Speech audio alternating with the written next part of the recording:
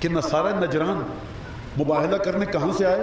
نجران یمن کی سرحد پر ہے، تقریباً جنوبی حصے میں آج کے سعودی عرب کے نجران، بالکل سرحد پر ہے یمن اور سعودی عرب کی جنوبی حصے میں.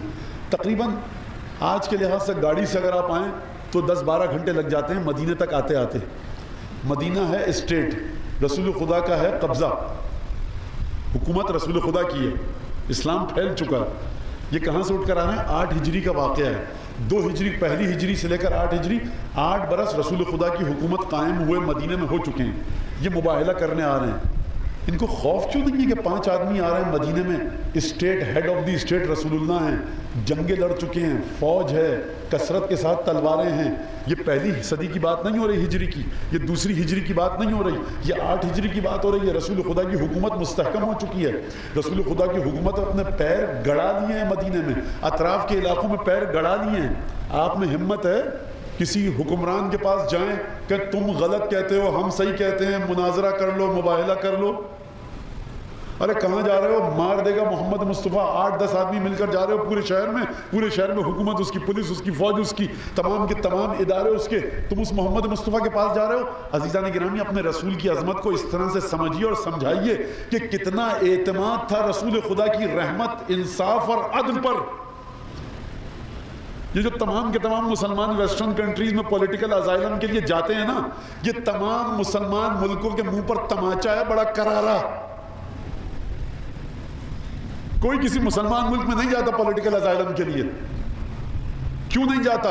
فیصلہ علی بن ابی طالب 1400 برس پہلے کر چکے. فرمایا علی بن ابی طالب نے، امتیں یہ نمازوں اور مسجدوں کے ذریعے کامیاب نہیں ہوتی، یہ تلاوت قرآن کے ذریعے بات آگے نہیں بڑھتی. تلاوت قرآن خوارج بھی کرتے تھے، مولا کائنات کے اصحاب بھی کرتے تھے. تلاوت قرآن کے ذریعے اگر امت کامیاب ہو جاتی، اگر ان عبادتوں کے ذریعے امت کامیاب ہو جاتی، تو رسول خدا یہ نہ فرماتے بعثت لأتمم مکارم الاخلاق، میں اخلاق کو ٹھیک کرنے کے لیے آیا ہوں.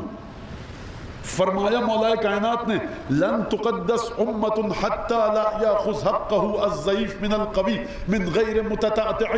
کوئی امت اس وقت تک مقدس نہیں ہو سکتی جب تک کہ جو مظلوم ہو، کمزور ہو، اپنا حق اس طاقتور ظالم سے بغیر حق لائے وصول نہ کر لے.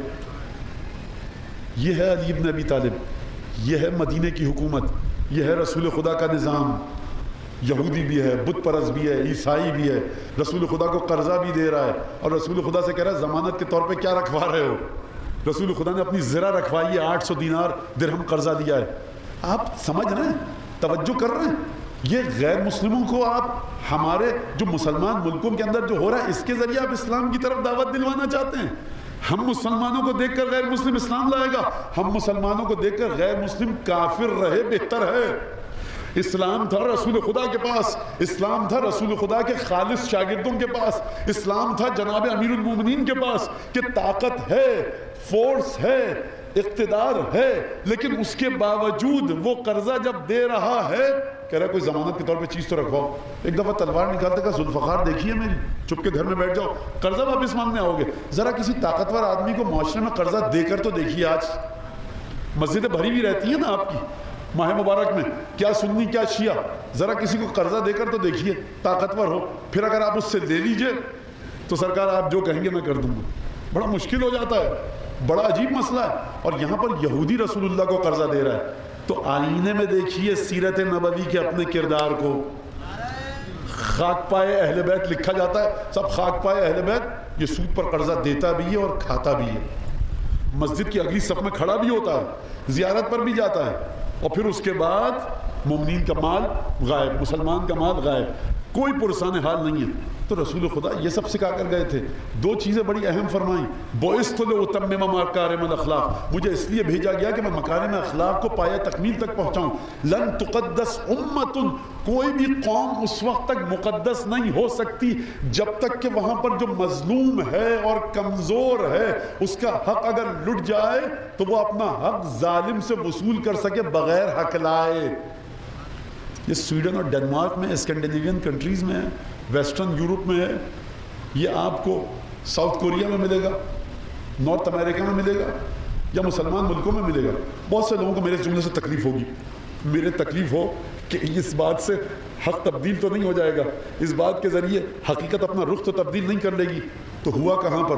ہوا اس لیے وَجَعَلَهَا كَلِمَةً بَاقِيَةً فِي عَقِبِهِ، اگر کلمہ باقیہ جو رسول خدا کی نسل میں رکھا گیا تھا نا، اگر دین سکھانا اس کے ہاتھوں میں ہوتا تو پھر دنیا دیکھتی کہ رسول خدا کا اسلام ہے کیا. ایک درود بھیجیے رسول خدا کی بارگاہ میں.